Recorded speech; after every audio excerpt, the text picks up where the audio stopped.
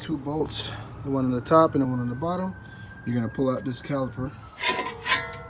It's gonna be like this. It's gonna be like this. And then you just loosen it out, you pull it out. Make sure you have it resting somewhere so this doesn't hang, okay? That way you don't damage your brake line. And the way the pads comes out is real easy. They're just like this, and just pry them out like that with your hand and they should come out. This is a very worn pad. Holy shit, I can't believe this.